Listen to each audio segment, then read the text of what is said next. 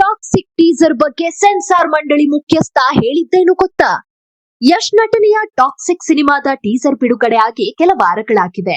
Teaser ಈಗಾಗಲೇ ದಾಖಲೆ ಸಂಖ್ಯೆಯ ವೀಕ್ಷಣೆಗಳನ್ನ ಪಡೆದುಕೊಂಡಿದೆ. ಭಾರತದಲ್ಲಿ ಮಾತ್ರವಲ್ಲ, ವಿದೇಶಗಳಲ್ಲಿಯೂ ಕೂಡ ಕೋಟ್ಯಾಂತರ ಮಂದಿ ಟಾಕ್ಸಿಕ್ ಸಿನಿಮಾದ ಟೀಸರ್ ನೋಡಿದ್ದಾರೆ.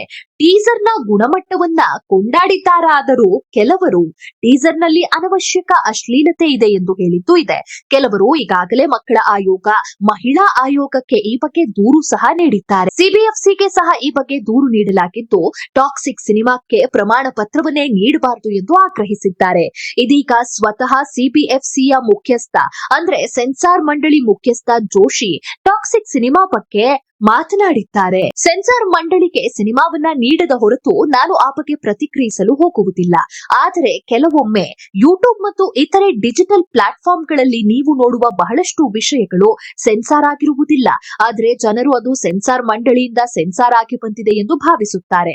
ಆದರೆ ಅದು ಸೆನ್ಸಾರ್ ಆಗಿರುವುದಿಲ್ಲ ಎಂದು ಸ್ಪಷ್ಟನೆ ನೀಡುತ್ತೇನೆ ಎಂದಿದ್ದಾರೆ. ಆ ಮೂಲಕ ಟಾಕ್ಸಿಕ್ ಟೀಸರ್ ನಲ್ಲಿ ಸೆನ್ಸಾರ್ ಆಗಬಹುದಾದ ಅಂಶಗಳು ಇವೆ ಎಂದು ಪರೋಕ್ಷವಾಗಿ ಹೇಳಿದ್ದಾರೆ. ಸಿನಿಮಾಕ್ಕೆ ಸಿಬಿಎಫ್ಸಿ ಪ್ರಮಾಣ ಪತ್ರ ನೀಡಬಾರದು ಎಂಬ ಆಗ್ರಹ ಇದೆ ಎಂಬ ಪ್ರಶ್ನೆಗೆ ಉತ್ತರ ಕೊಟ್ಟ ಪ್ರಸೂನ್ ಜೋಶಿ, ನಾನು ಈಗಲೇ ಏನನ್ನೋ ಖಂಡಿತವಾಗಿ ಹೇಳಲು ಬರುವುದಿಲ್ಲ.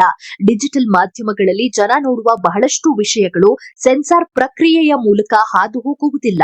ಆದರೆ ಜನ ಸೆನ್ಸಾರ್ ಮಂಡಳಿಯಿಂದ ಒಪ್ಪಿಗೆ ಪಡೆದಿವೆ ಎಂದುಕೊಂಡು ಓಟಿಟಿ, ಯೂಟ್ಯೂಬ್ಗಳಲ್ಲಿ ಸಿನಿಮಾಗಳನ್ನ ನೋಡುತ್ತಾರೆ. ಇದು ಸರಿಯಲ್ಲ, ಅನ್ಯಾಯ ಎಂದಿದ್ದಾರೆ. ಆ ಮೂಲಕ ಓಟಿಟಿ ಮತ್ತು ಯೂಟ್ಯೂಬ್ ಕಂಟೆಂಟ್ಗಳು ಸಹ ಸೆನ್ಸಾರ್ ಪ್ರಕ್ರಿಯೆಗೆ ಒಳಗಾಗಬೇಕು ಎಂಬ ಅಭಿಪ್ರಾಯ ವ್ಯಕ್ತಪಡಿಸಿದ್ದಾರೆ. ಪ್ರಸೂನ್ ಜೋಶಿ ಅವರಿಗೆ ಜನನಾಯಕನ್ ಸಿನಿಮಾದ ಬಗ್ಗೆ ಕೇಳಲಾದ ಪ್ರಶ್ನೆಯ ಬಗ್ಗೆ ಉತ್ತರಿಸಲು ನಿರಾಕರಿಸಿದ ಅವರು, ಆ ಪ್ರಕರಣ ಪ್ರಸ್ತುತ ನ್ಯಾಯಾಲಯದಲ್ಲಿತ್ತು, ಹಾಗಾಗಿ ಆ ಬಗ್ಗೆ ಏನೂ ಹೇಳುವುದಿಲ್ಲ ಎಂದರು. ಒಟ್ಟಿನಲ್ಲಿ ಟಾಕ್ಸಿಕ್ ಟೀಸರ್ ಬಿಡುಗಡೆ ಆದಾಗಿನಿಂದ ಒಂದಲ್ಲ ಒಂದು ಕಾರಣಕ್ಕೆ ಸುದ್ದಿ ಆಗ್ತಾನೇ ಇದೆ.